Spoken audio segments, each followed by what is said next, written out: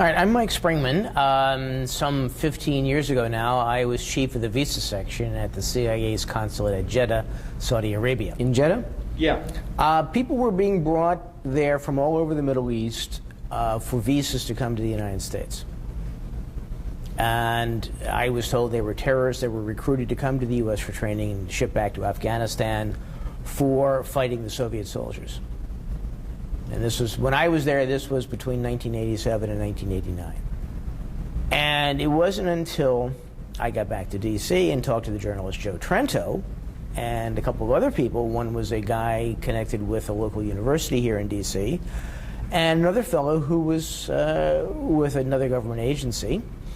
But I learned that, it wasn't visa fraud like I thought at the time. I thought somebody was being paid under the table for this, based on a conversation I had with a guy, and I thought that, this was really strange, but I couldn't explain it. And then when Trento and these other people started talking to me, and I said, well, this explains the whole thing. The reason why there was this pressure, the reason why these guys who were not businessmen, who were not educated, who were essentially low-level clerk-type people, supermarket checkers, guys who worked in an auto parts store, why visas were being demanded for them. And, when I put the pieces together from my three contacts, it was people who were brought here, who were recruited by the CIA and its asset, Osama bin Laden, to come to the United States for training as terrorists and to return them to Afghanistan to fight with the Soviet soldiers there and kill them. This was the end of recruitment for the Mujahideen in Afghanistan. And where they went in the U.S., I don't know. What they were taught in the U.S., I don't know. Never been able to find that out. Nobody seems to have an inkling of it. My understanding from talking to Celerino Castillo, who was a drug enforcement officer in Central America, was this was a favorite ploy of the CIA. They wanted to slip their guys into the United States, and they would have them apply through a legitimate travel agent, often through a legitimate tour group. You'd have, 20 people from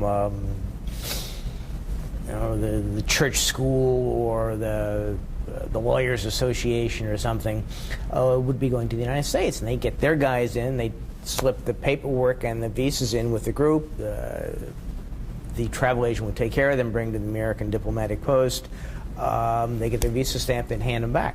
It's cover, it's nobody's there to ask questions, you're with a legitimate group, why ask questions? The rule of thumb, I've been told, is that roughly 1/3 of the people who work for the State Department don't. I mean, I've been told this by a former station chief. I've been told this by a guy who was at the time at the Inspector General's office at the State Department. He's since retired. My estimate, I would say, might be as high as 50%, depending on where you are. But as far as Jeddah goes, there were 3 people, including myself, whom I know for certainty to have no ties, professional or familial, with any of the intelligence services, out of roughly 20 Americans at the post. For example, in the consular section, there was a part-time visa officer. He didn't work for the State Department. At the time, I thought that my questioning what was going on, my filing a Freedom of Information Act lawsuit, got them to pull in their horns. Reading about the 15 of the 19 hijackers getting visas from the CIA's consulate at Jeddah, I thought, obviously, I didn't do any good at all. I was amazed at how subservient the Department of State was to the CIA, which I guess is natural given the huge contingent of spooks that work for the State Department or who ostensibly work for the State Department. And I really think that the security that they've got, where they've destroyed files or made files disappear that I was interested in. For example, I wanted the cable that talked about the Chinese Silkworm missiles were coming through the Jeddah port. They can't find it anymore.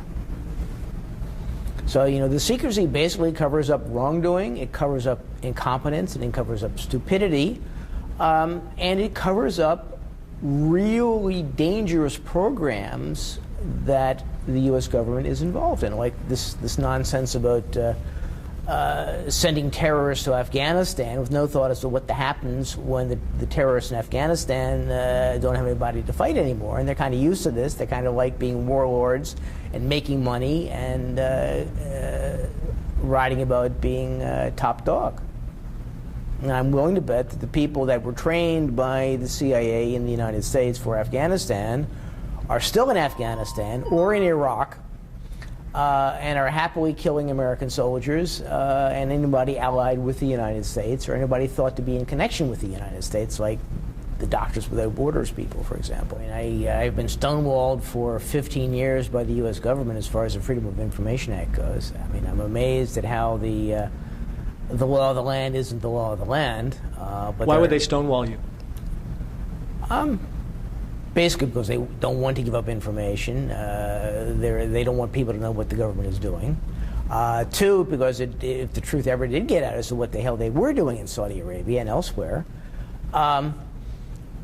that people might scream for somebody's heads. You know, it might not happen. I mean, the American people don't want control of the CIA. There's an awful lot of people who think the agency is a wonderful institution and is protecting America, instead of endangering America, which in fact it is doing.